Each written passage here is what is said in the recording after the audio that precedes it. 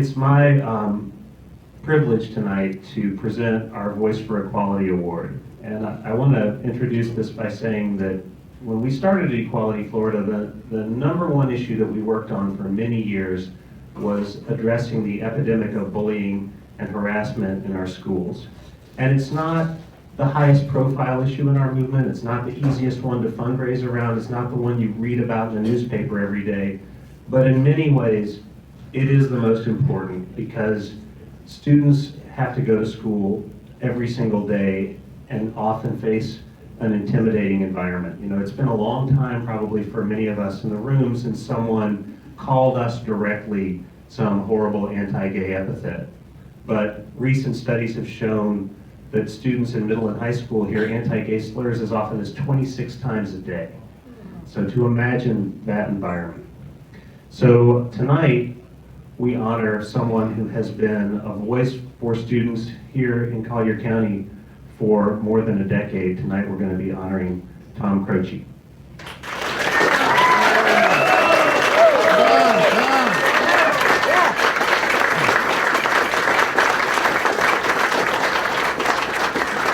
So I'll tell you a little about Tom. Very interesting character, Tom Croce.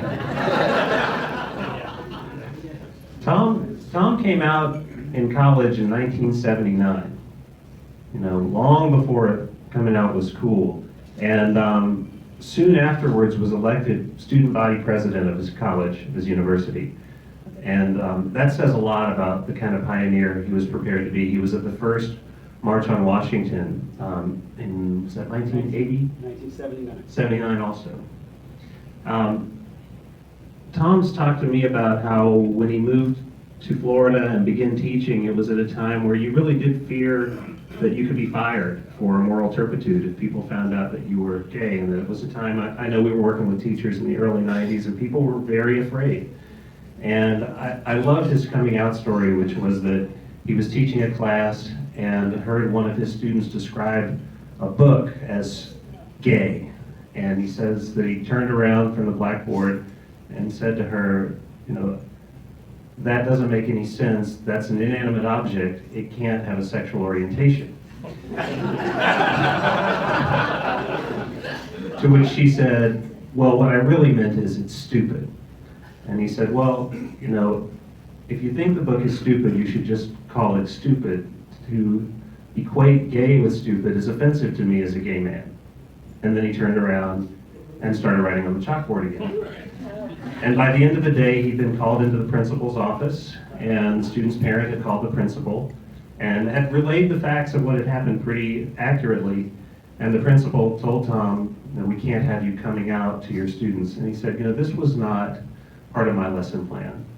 This was just a teachable moment. And I did what anyone would do if they heard themselves and their community vilified in that way. I simply turned around and addressed it.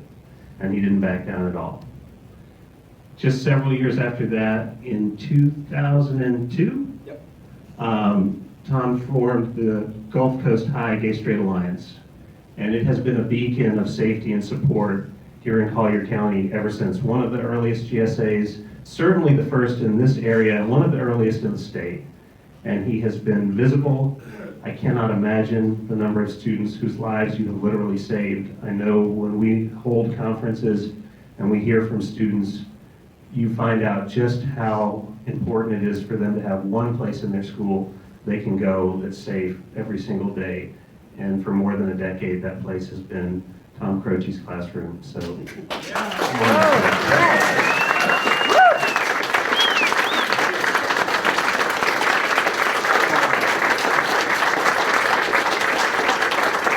right, our 2014 Voice for Equality honoree, Tom Croce.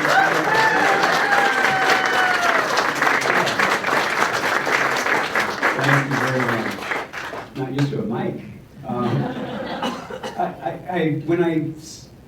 First of all, when you talked about that, it's like, wow, who was that person? I can't believe that was me. It sounded good. Anyway, I just want you to know when I turned back to the board in the classroom, my first thought was, oh, crap. So I don't want to sound like this brave person. I was like, what did I just do? I wasn't surprised when the principal called me down. I started thinking when Stratton called me about this honor, which it truly is, I started thinking about the GSA and the whole way it started. And it actually started over a pair of rainbow-colored shoelaces that one of the students at our school was told by an assistant principal they couldn't wear because it sent a signal. And I remember the student coming to me and saying, you know, can they do that? And I was like, no, I can't believe they decided they were going to make an issue out of rainbow-colored shoelaces. But that actually is what started the ball rolling about starting a GSA. And not coincidentally, it took about 9 months from the time we thought about getting a GSA started till we convinced, with the help of a letter from a lawyer at Lambda Legal, convinced the school board in Cuyahoga County that we should be entitled to have a GSA in our school. And the thing that I would say is, I've talked to some people here, and things are definitely getting better for kids, but they're not, it's not over yet. I still occasionally get an email from a kid who's on the football team and would love to come to the GSA, but he just can't if he wants to stay on the team. And whether that's self-imposed or from his friends, it's still there. So I mean, there's still a need for groups like this. And the thing that I take comfort in or take pride in is when they started the GSA and they did morning announcements, which it took us a while to get approved to be on the morning announcements. Even in my classroom, you would hear, you know, the little giggling when they said, you know, the Gay Straight Alliance will be meeting in room 5235 during lunch today. And that's not the case anymore.